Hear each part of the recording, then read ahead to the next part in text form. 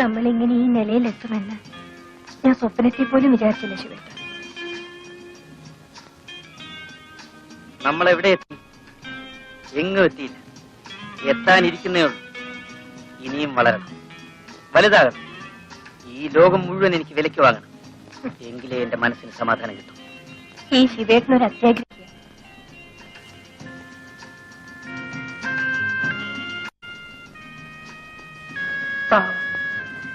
രുക്മിണി ചേച്ചിയുടെ സ്ഥിതി എന്താണോ? അതൊന്നും ഓർക്കരുത്. ഓർത്താൽ നമ്മുടെ സ്വസ്ഥത നഷ്ടപ്പെടും. അവൾ എങ്ങനെങ്കിലും ജീവിക്കും. മറ്റുള്ളവരെങ്ങനെ ജീവിക്കുന്നു എന്നല്ല നമ്മൾ നോക്കേണ്ടത്, നമ്മൾ എങ്ങനെ ജീവിക്കും എന്നാണ്. ശിവേട്ടൻ ഇത്ര സ്വാർത്ഥനാണോ? സ്വാർത്ഥനാകാത്ത ഒരുത്തന് ഈ ഭൂമി ജീവിക്കാനൊക്കില്ല.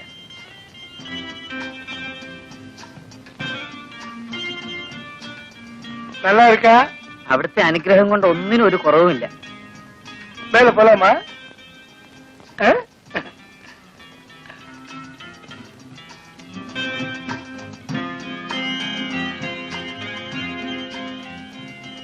ഉക്കാരപ്പയ്യ. എടാ ശിവു, നീ ഇനി അങ്ങ് മലയാളത്തിൽ പറഞ്ഞേച്ചാ മതി. എടാ കൊച്ചനെ, ഞാൻ പാലാക്കാരൻ മത്തായിയ. കുഞ്ഞുനാളിലെ വീട്ടിൽ നിന്ന് ഒളിച്ചോടി പോയതാ. ഒരു ജോലി അന്വേഷിച്ച് പല സ്ഥലത്തും നടന്നു. ഒരു ജോലിയും കിട്ടിയില്ല. അവസാനം മദിരാശിയിലെത്തി സിനിമാ നടനായി. ശ്രീരാമ വിജയത്തിലെ നായകനായിട്ട് അഭിനയിച്ചു. ഹനുമാന്റെ വേഷം. പടം 100 ദിവസം ഓടി. നല്ല പേരും കിട്ടി. പക്ഷെ എന്നെ ആർക്കും അറിയാൻ വയ്യ. കാരണം എന്താന്ന് വെച്ചാൽ ഹനുമാന്റെ മോന്ത വെച്ചല്ലേ അഭിനയിച്ചത്. അതുകൊണ്ട് എന്റെ മോന്ത ആരും കണ്ടില്ല. പിന്നെ ഞാൻ ചാൻസ് ചോദിച്ചിട്ട് നടക്കാനും പോയില്ല. പക്ഷെ ഒന്നുണ്ടായിരുന്നു, കുറേ കാലം നാട്ടുകാരെന്നെ ഹനുമാൻ മത്തായി ഹനുമാൻ മത്തായി എന്ന് വിളിച്ചോണ്ടിരുന്നു. അതിനുശേഷമാ ഞാൻ ചെട്ടിയാരുടെ കൂടെ കൂടിയതും അപ്പയ്യ ആയതും. ഇപ്പൊ നല്ല മുട്ടൻ സൗകര്യമാ. എന്നതിന്റെ കുറവാ. 2 ടാക്സി ഓടുന്നുണ്ട്. താമസിക്കാൻ ഇതുപോലൊരു ബംഗ്ലാവുണ്ട്. പക്ഷെ ഇതൊക്കെ ഉണ്ടാക്കുന്നത് ആർക്ക് വേണ്ടിയാ? ആദ്യം പണം ഉണ്ടാക്കണം അപ്പയ്യ, ഇഷ്ടം പോലെ പണം. എന്നിട്ട് ആലോചിക്കാം അത് ആർക്ക് കൊടുക്കണമെന്ന്. സ്നേഹിക്കാൻ ആരെങ്കിലും വേണ്ടേ? അന്നുണ്ടാകും, ഞാനുണ്ടാക്കും. സ്വാഫി, ഇങ്ങ വേറെ ആരാവത് വരുന്നുണ്ട? എന്നാ തവറ ഇവിടെ വേറെ ആര് വരാനാ? ശിവൻ വേറെ ആരാവത് അയച്ചിട്ട് വരുന്നുണ്ടാന്ന്? ഇല്ല മുതലാളി, இங்க வேற யாரும் வரக்கூடாது. நான் மட்டும்தான் வரலாம். நான் மட்டும். அப்படி வேற யாராவது வரக்கூடியிருந்தா அவங்க தரக்கூடிய பணத்தை உனக்கு சிவனுக்கும் தானே. ഇവിടെ ആരും വരില്ല മുതലാളി. മുതലാളി അല്ലാതെ ശിവേട്ടന് ഇവിടെ ആരെയും പരിചയമില്ലല്ലോ. எனக்கு மட்டுமா இருக்கிற பொண்ணுதான் எனக்கு தேவை. எம்ம அன்பா இருக்கணும், என் தேவைகள் எல்லாம் பார்க்கணும். அந்த மாதிரி ஒரு பொண்ணுதான் எனக்கு தேவை. അതിനൊക്കെ അങ്ങേക്ക് അങ്ങയുടെ ഭാര്യയില്ലേ? பாரி இருக்கு. அந்த மாதிரி நிறைய பேர் இருக்கு. பட் ஆர்ட்ட இருந்தும் நான் நினைக்கிற மாதிரி அன்பு கிடைக்கல.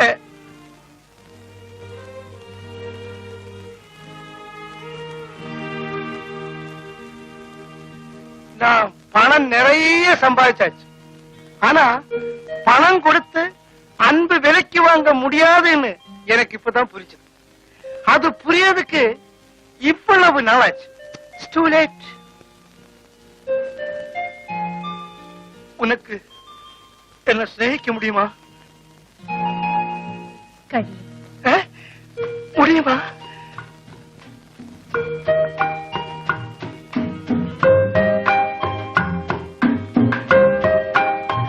இது நான் உனக்காக கொண்டு வந்தாக்கும். என்ன விலை தெரியுமா? 50,000 ரூபாய்.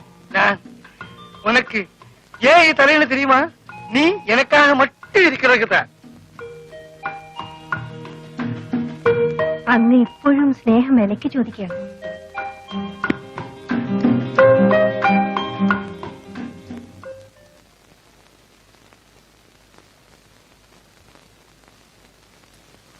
എടാ ശിവ, അവൻ ഈ ചെട്ടിയാലി പോയിട്ട് കാണുന്നില്ലടാ.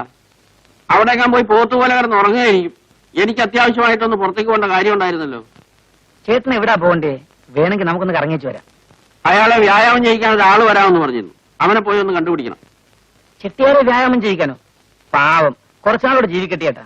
അയ്യോ, അതൊരു വെടക്ക് തടിയാ. മുഴുവൻ കൊഴുപ്പും കൊളസ്ട്രോളാ. ഇങ്ങനെ ചേർത്ത് വീർത്ത് മിനുങ്ങിയിരിക്കുന്നതേ ഉള്ളൂ. ഡാക്ടർ അദ്ദേഹം പറഞ്ഞിരിക്കുന്നത് അതിരാവിലെ എണീച്ച് അരഘാതം നടക്കണമെന്നാ.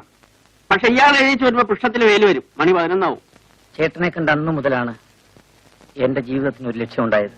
ചേട്ടാ, ചേട്ടന് ചെട്ടിയാരെ വ്യായാമം ചെയ്യിച്ചാ പോരെ? ഞാൻ വരാം. നിനക്ക് വ്യായാമം ചെയ്യിക്കാനും അറിയാമോ? എനിക്കറിയാൻ വയ്യാത്ത വല്ല തൊഴിലുണ്ടോ ചേട്ടാ? ഞാൻ എന്തും ചെയ്യും. എന്നാ പിന്നെ നീ തന്നെ മതി. ഞാൻ പിന്നെ വേറെ ആളെ അന്വേഷിച്ച് പോകുന്നതിനാ. നല്ല കാര്യം. എന്തോ നിന്നെ കണ്ടപ്പോ എനിക്കൊരടുപ്പം തോന്നി. കഴിഞ്ഞ ജന്മത്തിൽ നീ എന്റെ ആരെങ്കിലും ആയിരുന്നിരിക്കും. നീ വലിയ ആളാകുമടാ. പക്ഷെ ഒരു കാര്യം, അന്ന് നീ എന്നെ മറന്നു കളയരുത്. ഞാനൊന്നും മറക്കില്ല ചേട്ടാ. മറക്കാൻ കഴിയാത്തതാണ് എന്റെ ഏറ്റവും വലിയ ശക്തി. ஆஹா, நீங்க எங்கேயும் போகலையா? അയ്യാ, വ്യായാമം കത്തി കൊടുക്കുന്നതുക്ക് വേറെ ആളെ തേട വേണ്ട. എല്ലാം നമ്മ ശിവനുക്ക് തരും. வியாயாமம் கத்து கொடுக்கறதுக்கு தெரியுமா? വ്യായാമം അറിയാം. കത്തി കൊണ്ട് ആ, കത്തി കൊടുക്കുന്നത് പഠിപ്പിച്ചു കൊടുക്കരുത്, ചൊല്ലി കൊടുക്കരുത്. தெரியுமா? ആ അതറിയാം. அப்படின்னா நாளை காலையில என் பெங்களாவில வா. ആ வரட்டுமா? ശരി മുതലാളി. வா போலாம்.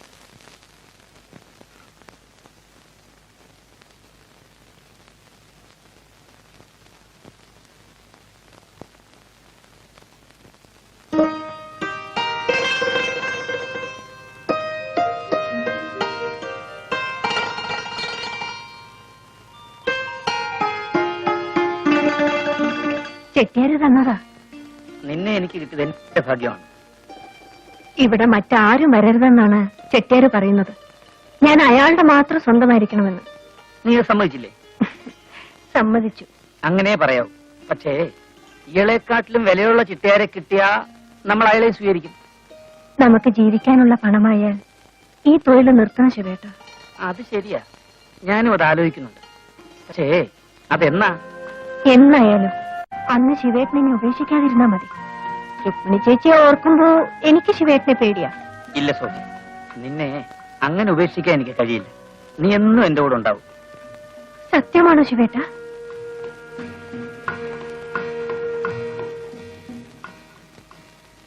പറയൂ ശിവേട്ട, സത്യമാണോ ശിവേട്ടൻ പറയുന്നത്?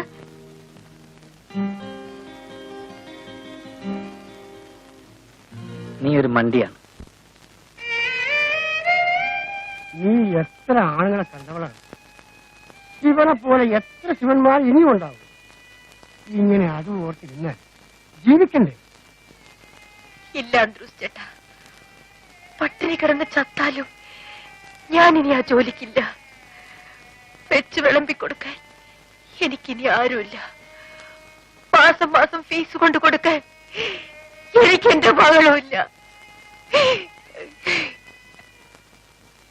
മാലാഖപോലത്തെ മോളായിരുന്നു. നീ തരുന്ന ബിസ്ക്കറ്റും ചോക്ലേറ്റും കൊണ്ട് കൊടുക്കാൻ ചെല്ലുമ്പോ സുലു മോൾ എന്നോട് പറയുമായിരുന്നു, അന്തർദേശം സൈക്കിൾ റിക്ഷ ചവിട്ടരുത്. ഞാൻ മമ്മിയോട് പറഞ്ഞ് കാറ് വാങ്ങിച്ചു തരാമെന്ന്.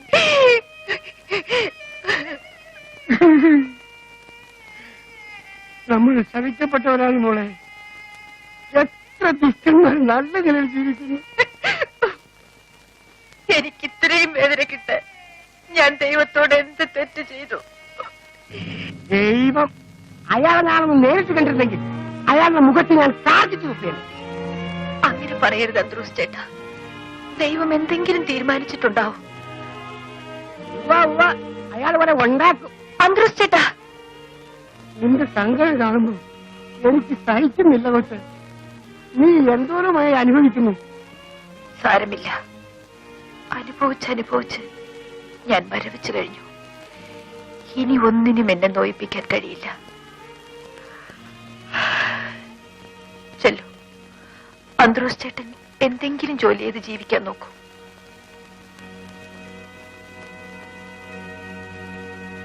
നീ ഒന്നും കഴിച്ചില്ലല്ലോ. ഞാൻ ആ നായരുടെ കടയിൽ പോയി ഒരു പതി ചോറ് വാങ്ങിച്ചില്ല.